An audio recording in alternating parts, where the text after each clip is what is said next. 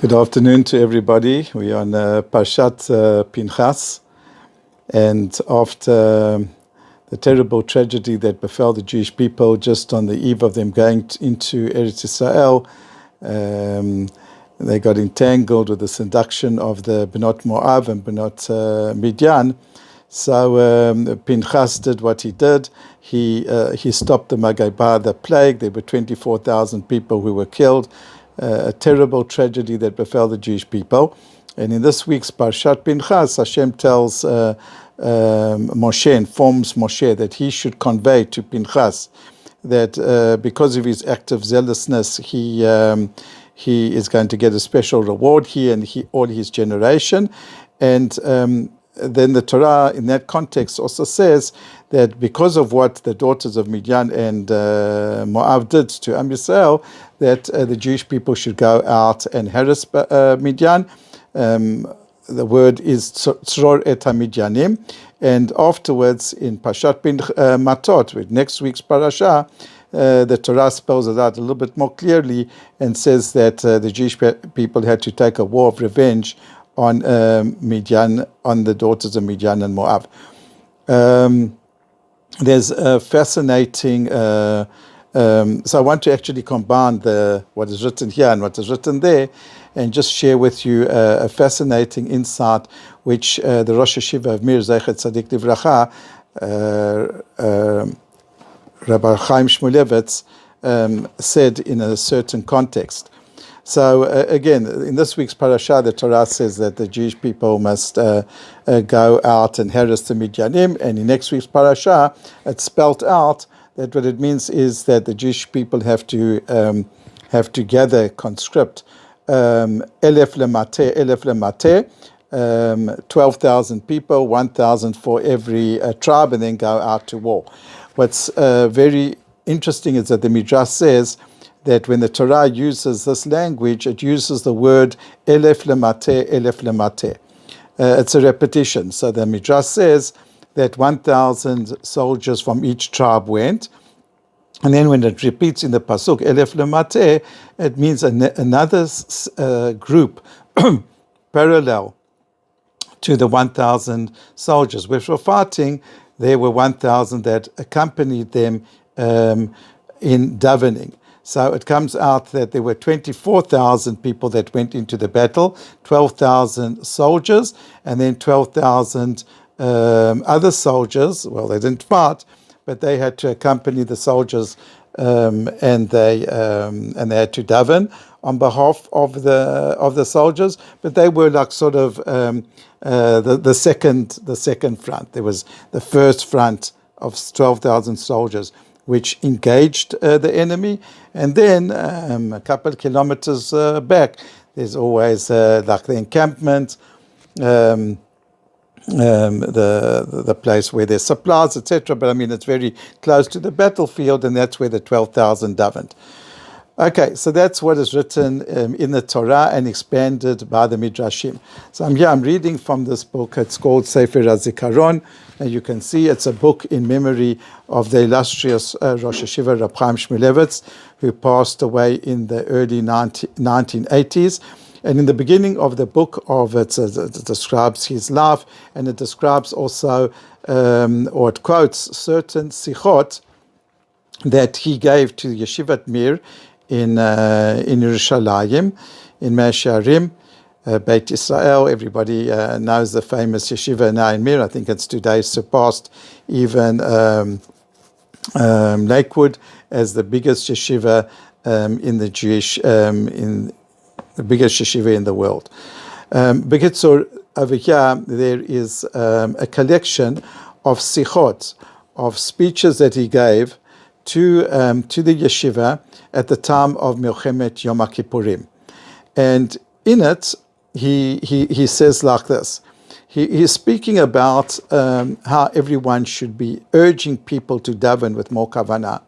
And then in the speech, in one of these speeches, he speaks about there must have been certain people, Talmidim from Chutz La'aretz, people from outside of Israel, who, in any case, they're not fighting here. They're not like Israeli citizens, and they were learning here in Mir, and they wanted to go back to America or whatever, and to be with their families over there, and to daven over there and to learn over there for what was going on over here. So this is what he speaks so strongly and with such passion against such a type of behavior. And what he says is that you cannot daven from far. You cannot identify. You've got no real feeling. If you're not over here, at least in Eretz Israel, your davening is not a really sincere davening. This is what he said. And what was so interesting is because he makes the point that, you see, the Midrash, when the Torah says elef lemate, that you have to actually send 12,000 plus another 12,000, 24,000. So the 12,000 people, it is one against one, right? So the 12,000 people that were davening, where were they davening? They were davening on the battlefield. You see, that's the chidush that he wants to say. He was saying that it's not that they stayed in the cities and they davened. They went with the troops. They were close enough to hear the screaming, the shouting. They could hear, for example, if someone was like wounded, and they evacuated him now to the hospital, which is in the field, a field hospital. It wasn't like in the city, to give him like first aid. So then they could see over there the wounds, they could hear the groans, they could hear the screaming and the shouting, they could hear all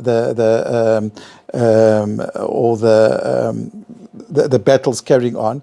So it's under those conditions, Rab Chaim is saying, that's where they had to daven. And that's why the Torah says it's not enough for people to daven. The people in the davening had to accompany the soldiers into the battlefield and to experience firsthand, close by, to hear all the fighting and all the mayhem and the havoc and the screaming. That's when they could daven mamash b'kavana. And I think this is what Rab Chaim says, and says unbelievable yesod. Today, when there's such a lot of friction regarding this whole inyan, I think a lot of, and I want to say something now on both sides. Many people feel like a certain amount of antagonism to people who don't go to the army, not because they don't go to the army. There are people, of course, there are people like that. But I think that if people who go to the army, if they felt that the people who don't go, that they're really with them, that they're appreciating what the people in the army are doing, if they appreciate the sacrifice, is as Rab Chaim says, the people who are not going to the army are really davening sincerely, because they really understand and at first hand are sensitive and able to identify with the great sacrifice that those people who go to the army are doing. There wouldn't be a problem of them not going to the army, just like it was in the time of Moshe. The fact that the people knew, we are fighting, but we know people who are really behind us. They really, really are behind us. They are with us. They are on the battlefield davening for us. That would calm matters. And the opposite is true as well. The opposite, unfortunately, is true as well. That the people who are learning Torah, they feel that the people, I'm speaking now that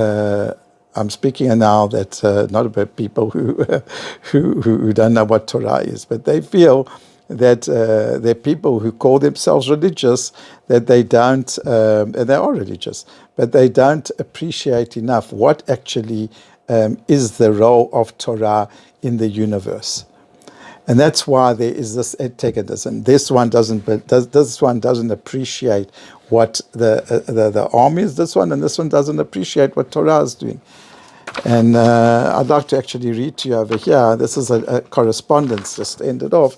That a correspondence of in 1958 that took place between the first chief rabbi of Medinat Israel, the state of Israel, and the prime minister then. He was also Sarah Bitachon, Ben Gurion. And then there was originally there was a B'nai Yeshiva, which was obviously got an exemption at the time of the 1948. Now we're speaking about 10 years later, and there was rumors or there was discussions that maybe this should be altered. And Rabbi Herzog he writes to Ben Gurion, and he writes to him with a tremendous amount of kavod. He says to him, Lemechobadai, to my honored one, Hayakar, my dear one, Hana'ala, the one who is on high, His Excellency, etc. He says, you know, that I've heard, he says as follows. He says, I'll just read to you some of the Hebrew. He says, Nechradati amukot. I'm deeply shaken, and I'm like terrified. V'libi nishbar bekirbi. And my heart is absolutely broken in my midst. Lenochach hashmua, that which I heard, there's a rumor that there's some sort of tochnit to alter the amount of the exemption of Bachurei Yeshiva. And he says to Ben Gurion, you privy to all the miracles, you are that are connected to the founding of B'nai of the Medinat Israel. You more than anybody are able to appreciate this great act of redemption, or this great period of redemption, which you, Bashamayim, we don't know why, you were chosen now to be a great part of it, and that we see in front of our eyes the promise of the Nevi'im taking place, and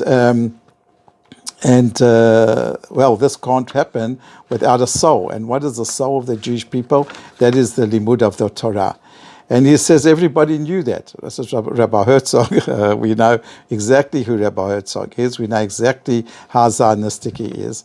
And he says everyone knows from the last man, may his name be blotted out in Germany, right? He knew exactly what the Torah is to the Jewish people, and as in the words of Rabbi Herzog, he attacked the Torah before he attacked the people. Yes, that we know. So he says, so now when you're finding Medinat Israel, how in the world? He says, I know that you believe in this. I don't think that, but that the chief rabbi was saying it as a some sort of flattery. But I'll read to you the words. But Tuchani, I'm absolutely confident and sure, shekulanu ma'aminim emunah shlema, that we all believe in perfect faith, ubilti meoreret, which is not cannot be shaken in any way. Ki kol haTorah habokeh v'oleh me'echalat Torah, that it's the voice of the Torah that comes out from the palaces of the Torah, from the yeshivot. Hino tris bifnei yedei Esav Ishmael. That's the shield that is guarding us, right, in front, before Esav and Yishmael. So yes, it goes both ways. You see, what we learned is when Hashem says to the Jewish people, go and revenge yourselves against what the Midianites did to you. The Midianites didn't kill you. They killed your soul. And 24,000 people died as a result. So now revenge has to be taken. But remember, when you take the revenge, then 12,000 people have to fight, 12,000 people have to daven. And the key is that each side appreciates what is the other side's contribution. And then there's no problem. There's no problem in the time of Moshe. No one said, hey, wow, those people davening and we have to fight, because everyone knew they're working together. And so also in our times, if the people who are learning would really appreciate properly and understand what the people who are going to the army is, then I can say by experience, right, from people, as a person who's been in the army and speaking to people who are not observant, there would be no problem of such a thing. But they feel that, you know what, the people don't always appreciate what the people in the army do. And then vice versa. If the people who go to the army and the people who are in the outer world that they appreciate, as Rabbi Herzog said, what Torah is for the Jewish people, and that without the Torah we haven't got a neshama. So then the people in the yeshivot, right, they would appreciate like a little bit more, right, as I say, what is, we would appreciate more what Torah is for the Jewish people, then the people wouldn't mind so much if the Torah wasn't learned, because they knew that b'chol ofen, the people who are not engaging the Torah, they've got an appreciation of what Torah is. In this time of the 3 weeks when we so much about the destruction and about the destruction of the soul, destruction of the national entity, the Sinat Chinam. So this is a great message of what Reb Chaim Shmulevitz said in the time of Mechemet Yom Kippurim. Appreciation of each side, what the other side is doing. And that will bring a tremendous amount of healing to the society, and that will be zoche through that to a Geulah Shlema. You should all have a Shabbat Shalom.